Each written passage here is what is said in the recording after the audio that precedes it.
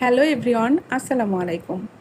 অনেক দিন পরে একটা মিনি ব্লগ নিয়ে হাজির হয়ে গেলাম। আর আমার এই ব্লগটি ছিল ২৮ রমজানের। তো ওই দিন আমরা একটু বাইরে ইফতার করেছিলাম। তো আমি কাদের সাথে কোথায় কিভাবে ইফতার করেছি তার সব কিছু আছে আমার এই ব্লগটিতে। তো দেখতে থাকুন সবাই। ঈদের ছুটিতে যখন সবাই বাড়িতে চলে আসছে তখন আমরা কাজিনরা মিলে সিদ্ধান্ত নিলাম যে আমরা ২৮ রোজাতে সবাই মিলে একটু বাইরে ইফতার করতে যাব। তো যার কারণে আমি আর আমার খালাতো বোন, মামাতো বোন আমরা সবাই মিলে আমাদের সিরাজগঞ্জের খান মিষ্টান্ন ভাণ্ডারে ইফতারি কিনতে গিয়েছিলাম, কিন্তু ওখানে এত পরিমাণ ভিড় আর সব ধরনের ইফতারি ওখানে পাওয়া যাচ্ছিল না, যার কারণে আমরা আবার তৃপ্তি হোটেলে চলে গেলাম। তো ওইখানে গিয়ে ইফতারের যত রকম আইটেম আছে আমরা সব কিছু একটু একটু করে নিয়ে নিলাম, মানে যতজন মানুষ আর কি ততগুলো নিয়ে নিলাম।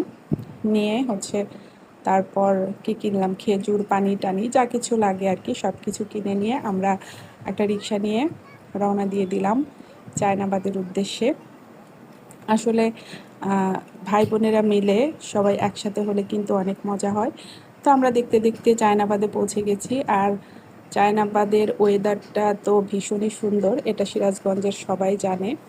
আর ইফতার টাইমে আরও বেশি ভালো লাগে। তো যাই হোক, আমরা একটু আগে আগেই পৌঁছে গিয়েছিলাম। আমরা ৩ বোন ৪:৩০টার দিকে চায়নাবাদে পৌঁছে গেছি। তখনও সূর্য মামা রীতিমতো তাপ দিয়ে যাচ্ছে। তো যাই হোক, যেহেতু পৌঁছে গেছি, সূর্যের তাপের সাথে সাথে কিন্তু বাতাসও ছিল। তো আমরা বসে সবার জন্য ওয়েট করছিলাম। ইতিমধ্যে সবাই চলে আসছে আর ইফতারের টাইমও হয়ে গেছে। তো আমাদের আপু সব কিছু মানে প্লেটে দিয়ে দিচ্ছিল।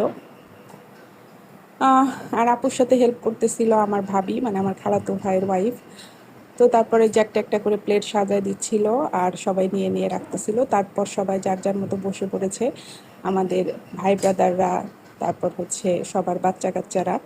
আসলে এইভাবে সবাই মিলে ইফতার করতে কিন্তু দারুণ মজা। আমরা এখন থেকে ভেবেছি প্রতি বছরই এরকম একটা করে আয়োজন করব। জীবনের পয়লা খেয়ে বেড়াইছ, তোমার কি অনুভূতি কও? এ সেই সেই এ সেই আমাদের ফিরোজুল মমিনিন কই আসে নাই কেন?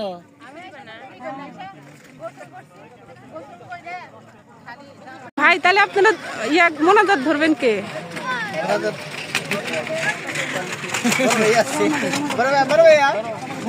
হ্যাঁ না, মোনাজাত ধরো। আল্লাহুম্মা আমিন।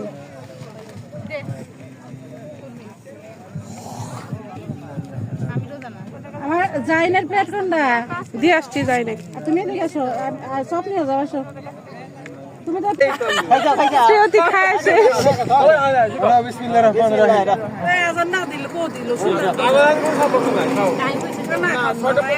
ইফতার শেষ করে আমার মামাতো বোন আমাকে আর আমার খালাতো বোনকে বললো যে আমাকে একটু আমার শ্বশুর বাড়ি পৌঁছায় দিয়ে আসো।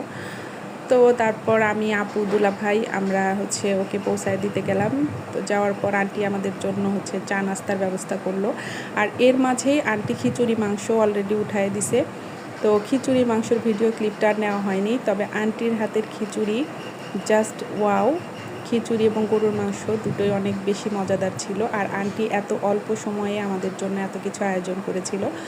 তো তারপর আমরা একটু ছাদে চলে গেলাম, সেখানে একটু হাওয়া বাতাস খাইলাম। খাইটায় তারপর রাত 10টার দিকে আমরা যার যার মতো বাসায় ফিরে গেলাম। আর এর মধ্যে আমার মেয়ে আবার হাতে মেহেদি দিয়ে বসলো। তো যাই হোক, আমার আজকের ভিডিও এই পর্যন্তই। সবাই ভালো থাকবেন। আল্লাহ হাফেজ।